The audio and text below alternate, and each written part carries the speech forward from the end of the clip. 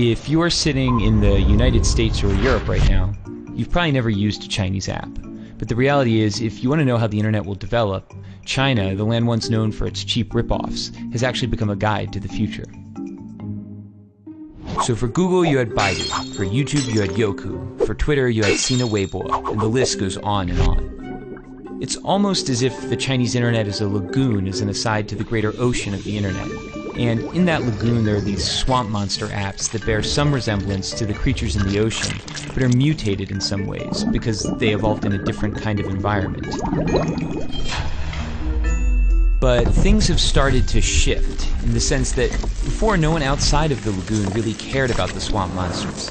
But now all of a sudden, some of the features they've developed are so amazing that Western apps are trying to copy them. And the greatest example of this is WeChat. WeChat is an example of, for lack of a better word, a super app. It's a Swiss Army knife that basically does everything for you.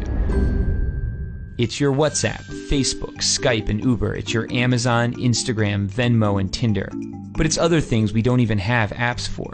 There are hospitals that have built out whole appointment booking systems. There are investment services. There are even heat maps that show how crowded a place is, be it your favorite shopping mall or a popular tourist site. The list of services goes on basically forever. But it's not the variety of things you can do on WeChat that makes it so powerful. It's the fact that they're all in one app. So why does that matter? Hypothetically, imagine you're sitting at home and one day you notice your corgi is dirty.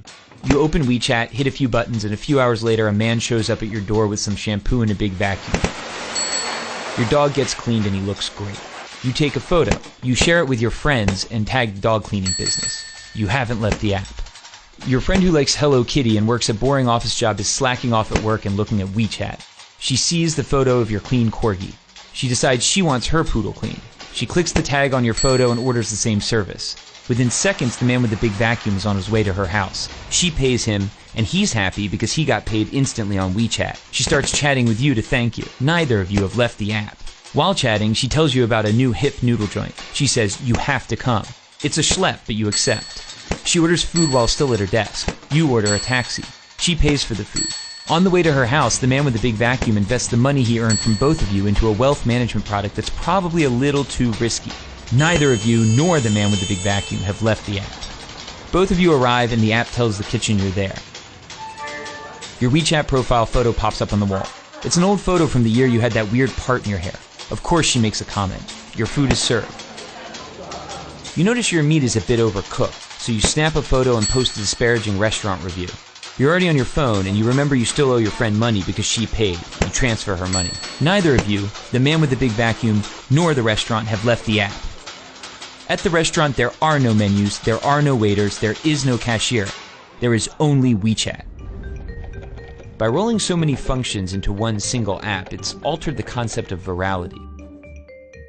It's no longer just videos or images or tweets that can go viral. It's a dog washer, noodles, all sorts of companies and products that get the push of a social network. Here in China, that network is 700 million people. Sounds great, right?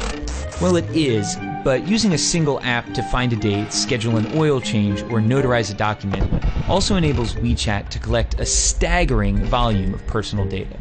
They know what you talk about, who you talk about it with, what you read, where you go, why you're going there, who's there, how you spend money when you're online, how you spend money when you're offline. The list goes on indefinitely. So if you're not in China, why does this matter? It matters because we're starting to see a number of Western tech companies attempt to replicate super apps like WeChat. For the companies, it's incredibly powerful.